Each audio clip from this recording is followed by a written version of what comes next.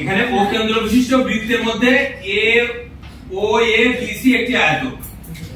ও কেন্দ্র বিশিষ্ট বৃত্ত যার কেন্দ্র হচ্ছে ও এবং এ ও বিসি একটি আয়তন তৈরি হয়েছে। সি কিন্তু পরিধির উপরে বিন্দু, ঠিক আছে। আয়তের বাহু হচ্ছে একটা 2 একটা 3, অর্থাৎ দৈর্ঘ্য হচ্ছে 2 সেমি 3 সেমি, প্রস্থ 2 সেমি। বলেছে এই রং করা অংশের ক্ষেত্রফল বের করতে হবে। অর্থাৎ এই যে অংশটুকু পেয়েছি না রেক্টাঙ্গেল বাদে, এই অংশটুকুর ক্ষেত্রফল বের করতে হবে। তো আমাকে বেসিক্যালি চিন্তা করতে হবে আমি কিভাবে অঙ্কটি করব। প্রথমত আমার দরকার যেটা এই যে অংশটা, অর্থাৎ বৃত্তের 1/4 অংশ যেটা হয়েছে, যেহেতু রেক্টাঙ্গেলের সমকোণ তৈরি করার জন্য এখানে কি হয়েছে 1/4 অংশ তৈরি হয়েছে। তো এই টোটাল অংশ থেকে এই রেক্টাঙ্গেলের ক্ষেত্রফল বাদ দিলেই কিন্তু আমি রং করা অংশের ক্ষেত্রফল পেয়ে যাবো, ঠিক আছে। আমার টার্গেট কি টোটাল অংশ থেকে, অর্থাৎ এই 1/4 অংশ থেকে বৃত্তের 1/4 অংশের ক্ষেত্রফল থেকে আমাকে এই রেক্টাঙ্গেলের ক্ষেত্রফলটা বাদ দিতে হবে। তো রেক্টাঙ্গেলের ক্ষেত্রফল তো আমরা ইজিলি পাই, কিভাবে পাই? দৈর্ঘ্য গুণ প্রস্থ, ইজিলি পাই। আমার টার্গেট হচ্ছে এই বৃত্তের যে বৃত্তাংশ যেটা, এই এর ক্ষেত্রফল বের করা। তো ক্ষেত্রফল বের করতে গেলে বৃত্তের কি লাগে? ব্যাসার্ধ লাগে। বৃত্তের ব্যাসার্ধ লাগে। তো ব্যাসার্ধ এখানে তো নাই, এখানে এটা ব্যাসার্ধ। আমরা যদি ওইটারে সমাধান দিয়ে কত দিয়ে সেটা করো। সমকোণী ত্রিভুজ বানিয়ে তারপরে পিথাগোরাস, ভেরি গুড। এই আইডিয়াটা আমাকে মাথায় আসতে আগেই যে আমি ব্যাসার্ধ বের করব। তো ব্যাসার্ধটা যদি এই বাহুটা নিই ব্যাসার্ধ, এটা দা এই আয়তের কর্ণ, আয়তের কর্ণই কিন্তু এই বৃত্তের ব্যাসার্ধ হবে, তাই না? এখন আমাকে এই ব্যাসার্ধটা নির্ণয় করতে হবে। এখন কিন্তু ইজি হয়ে গেছে, এই কর্ণটা আঁকার পরেই কিন্তু আমার ব্যাপারটা ইজি হয়ে গেছে। তার মানে এটা 2 হলে এটাও 2, এটা সমকোণ, এটা সমকোণী ত্রিভুজ উৎপন্ন হয়েছে। সমকোণী ত্রিভুজের পিথাগোরাসের সূত্র, অতিভুজের উপর অঙ্কিত বর্গক্ষেত্র অপর দুই বাহুর উপর অঙ্কিত বর্গক্ষেত্রের সমষ্টি সমান। তাহলে আমি এখান দিয়ে মনে করো এটা আমি r ধরলাম, ব্যাসার্ধ r, তাই তো? তাহলে আমরা ও বি সি সমকোণী ত্রিভুজে কি পাই?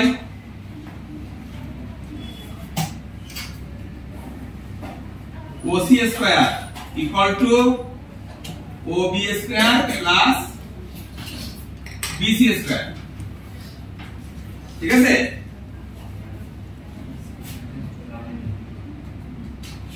তার আগে আমাকে OC যোগ করতে হবে, যোগ করি।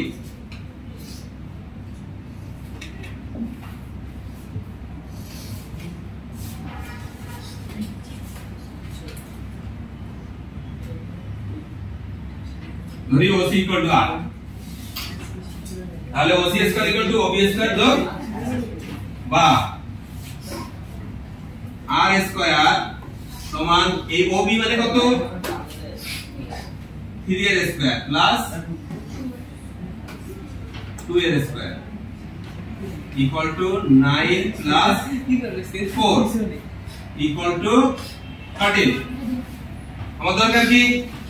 R এর মান দরকার। অতএব r equal to root over of 13। r এর মানটা আমি পেয়ে গেছি, r এর মানটা আমি পেয়ে গেছি। এখন আমার কি দরকার? এটা ক্ষেত্রফল দরকার। আচ্ছা, বৃত্তাংশের ক্ষেত্রফলের সূত্র কি? Theta by 360। হ্যাঁ, বৃত্তাংশের ক্ষেত্রফল আমরা গত ক্লাসে দেখাইছিলাম। মনে করো একটা বৃত্ত, এই বৃত্তে এখানে কেন্দ্রে 60 ডিগ্রি কোণ উৎপন্ন হয়েছে বা থিটা কোণ উৎপন্ন হয়েছে, তাহলে থিটা কোণ, এই অংশের ক্ষেত্রফল হবে theta by 360 into pi r square. Theta by 360 into pi r square, তাই না? এটা হচ্ছে বৃত্তাংশের ক্ষেত্রফল। এখানে যে অংশটা রয়েছে, এখানে কত ডিগ্রি কোণ উৎপন্ন করেছে? 90 ডিগ্রি, তাই তো?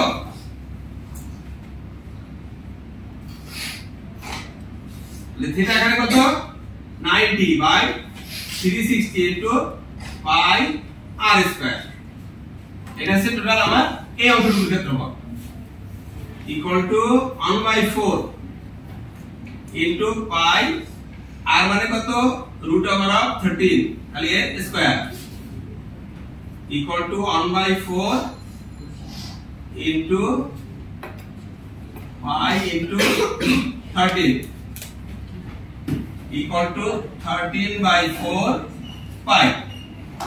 এটা কি পেলাম আমার এই টোটাল এই বৃত্তাংশের ক্ষেত্রফল অর্থাৎ এই বৃত্তের 1/4 ক্ষেত্রফল পেয়েছি। আমার শেডেড এরিয়া বা রং করা অংশের ক্ষেত্রফলটা আমি কিভাবে পাবো এখন ওখান দিয়ে আমি রেক্ট্যাঙ্গেলের ক্ষেত্রফলটা বাদ দিব অর্থাৎ আয়তের ক্ষেত্রফলটা বাদ দিব। তাহলে আয়তের ক্ষেত্রফল কত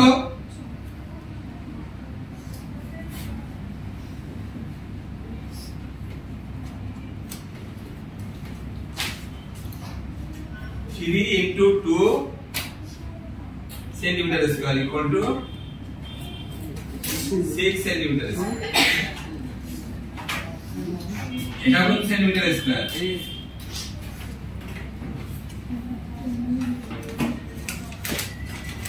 তো অতএব রং করা অংশের ক্ষেত্রফল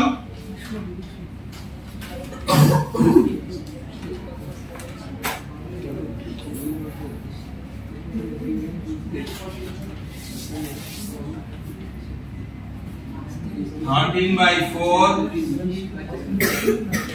by minus 6 ক্যালকুলেটরে বা আলাদা ভাবে করলে আমরা পেয়ে যাবো। হ্যাঁ 22/7 দিলে 22/7 দিব না আমি 15 দিলে হয় তাহলে প্রতি মাসে 4.210 তাহলে কাটতে দিতে হবে। তাহলে আমি এইভাবে অ্যানসারটা রেখে দিলে সমস্যা নেই। এটা আমার অ্যানসার ঠিক আছে এইটা অ্যানসার। আমার যখন পাই থাকবে পাই এর মানটা আমার দরকার নেই কারণ পাইয়ের মান বসালে পাইয়ের মান তো আমার আনলিমিটেড তাই না অর্থাৎ পাইয়ের মানটা আমি একটুও জানি না তো আমি একটা অ্যাপ্রক্সিমেটলি মান ধরে করতে পারি সেটা আছে কাছাকাছি একটা মান পাবো ঠিক আছে আমি এইভাবে রেখে দিতে যাচ্ছি ঠিক আছে। যারা বোঝো না একটু খেয়াল করো ও কেন্দ্র বিশিষ্ট বৃত্তের মধ্যে ও এ বি সি একটি আয়ত যার বাহু যথাক্রমে 2 সেন্টিমিটার ও 3 সেন্টিমিটার রং করা অংশের ক্ষেত্রফল নির্ণয় করতে হবে। তার মানে এটা বৃত্ত বৃত্তের ভিতরে একটা অংশ এর ভিতরে আরেকটা আয়ত তৈরি হয়েছে এই আয়তের বাহু দৈর্ঘ্য হচ্ছে 3 এবং 2 বলতে এই রং করা অংশের ক্ষেত্রফল বের করতে হবে। তবে কিভাবে করব আমি জাস্ট এই বৃত্তের যে 1/4 অর্থাৎ বৃত্তাংশের ক্ষেত্রফলটা বের করব সেখান দিয়ে আমি এই রেক্ট্যাঙ্গেলের ক্ষেত্রফলটা বাদ দিব। তার জন্য আমার কি দরকার বৃত্তের ব্যাসার্ধ দরকার। আমি এখানে ওসি যোগ করেছি ওসি যোগ করলে বৃত্তের ব্যাসার্ধ পেয়েছি। ওসি যোগ করার পরে ধরি ওসি ইকুয়াল টু আর তার মানে ও ওবিসি একটি সমকোণী ত্রিভুজ ওবিসি একটি সমকোণী সমকোণী ত্রিভুজ এখানে পিথাগোরাসের সূত্র আমি OC square equal to OB square plus BC square দিতে পারি। এখান থেকে আর স্কয়ার ইকুয়াল টু একটা মান পেয়েছি কত 13 সেন্টিমিটার আর স্কয়ার হলো 13 সেন্টিমিটার তাহলে আর এর মান √13 সেন্টিমিটার ক্লিয়ার। আর যখন পেয়েছি তখন এই বৃত্তাংশের ক্ষেত্রফলটা বের করতে হবে।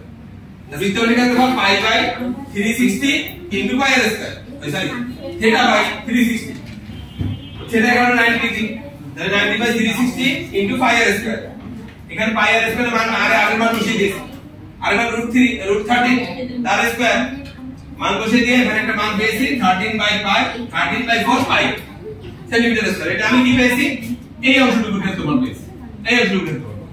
এখন ওখান দিয়ে আমি রেক্ট্যাঙ্গেলের ক্ষেত্রফলটা বাদ দিলে আমি রং করা অংশের ক্ষেত্রফলটা পাবো।